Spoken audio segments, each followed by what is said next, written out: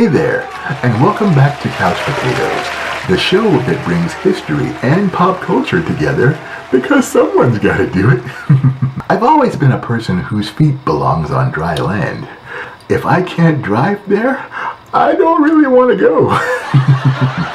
Most naval disasters occur in open water with no land in sight, and yet, for the Costa Concordia, tragedy struck when the vessel sank near an Italian island on January 13, 2012. It was a year marred in controversy due to the public's fascination with doomsday fears stemming from Mayan calendars. 33 people lost their lives, and countless others were injured in the mishap. Investigators couldn't help but wonder what had brought the luxury liner so close to shore in the first place. The Costa Concordia, owned by Costa Cruises, set sail on its maiden voyage on July 14, 2006.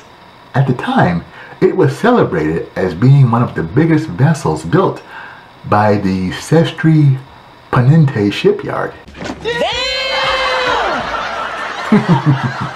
The 114-ton ship was a vacationer's dream, containing everything you'd need like fitness centers, relaxing spas, saunas, Turkish baths, gigantic swimming pools, restaurants, a casino, a theater, and even a youth center to keep the little ones busy. Come on now, dawg. Come on, man. On January 13, 2012, the Concordia left Civitavecchia, Italy, to embark on a 7-night cruise of the Mediterranean. On board were 3,200 passengers and over 1,000 crew members. Around 7 p.m., the ship was heading towards its first port of call when Captain Francesco Schettino ordered a course correction and sailed very close to the Tuscan island of Giglio. Some say his girlfriend was on board, and Schettino was trying to show off. He was trying to impress her. Bruh, chill. My time has come. He'd later say that Costa Cruises told him to perform what is known as a sail pass salute. It's when a ship travels close to an island so passengers can marvel at its beauty. At 9:45 p.m., the Concordia impacted against a rock while sailing at about 16 knots or 18 miles an hour. The crash caused a 174-foot gash on the port side of the ship.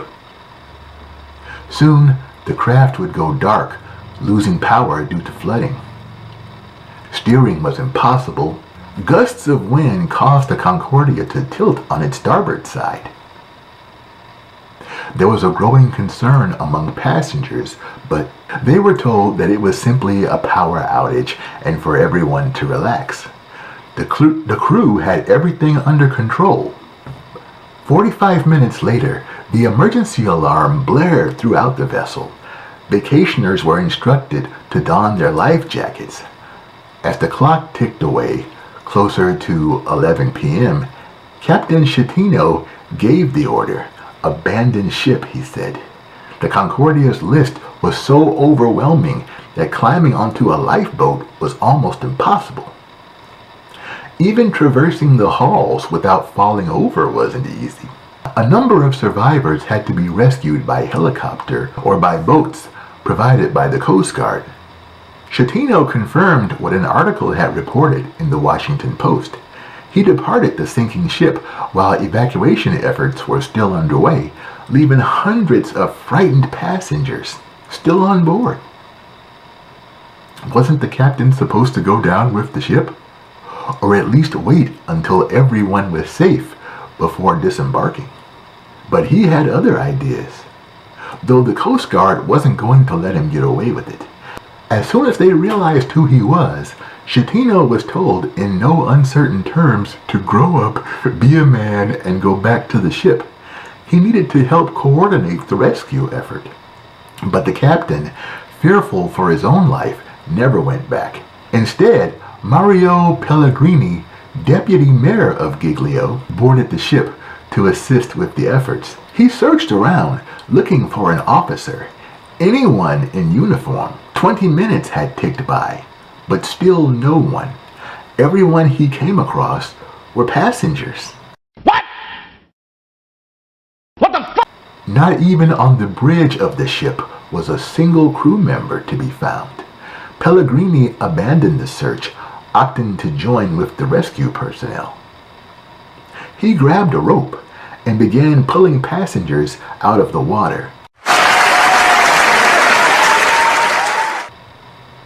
6 hours would pass before the evacuation efforts ceased. Everyone was away, at least everyone who had been found. The days ahead would be spent looking for other survivors.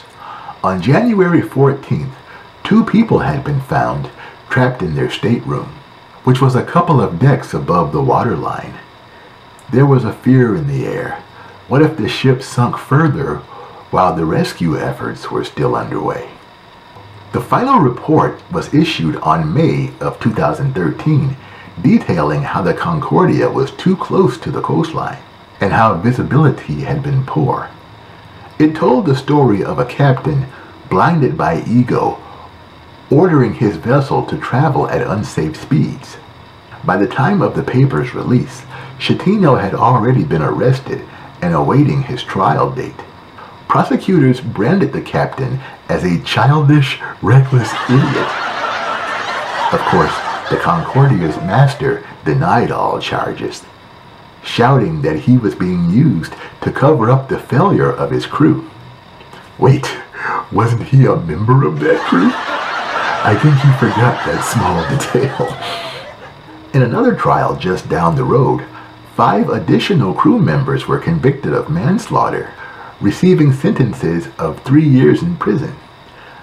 In Schettino's case, a 16-year incarceration was the price for manslaughter, a severe level of negligence, and abandonment of his ship. He would go on to appeal the verdict, but was slapped down by Italy's highest court. The crippling of the Concordia cost $800 million in damages. Plans were set in motion to scrap what was left of the ship. For 2.5 years, the Costa Concordia lay tilted off the Italian coast until a procedure known as parbuckling brought the vessel to an upright position. Before that could take place, Concordia first had to be stabilized, preventing further sinkage or listing. 2017 arrived before the entire escapade was complete. During the dismantling, over 50,000 tons of material was recycled, and more than 350 workers rolled up their sleeves, devoting 1 million man-hours to the project. If you've enjoyed the latest episode, be sure to like, comment, and subscribe to the channel. It helps with the YouTube algorithm, letting them know that we're a fun place to be. I'm Erickson Steele. Thanks for joining me on Couch Potatoes, the show that brings history and pop culture together because someone's got to do it. See ya!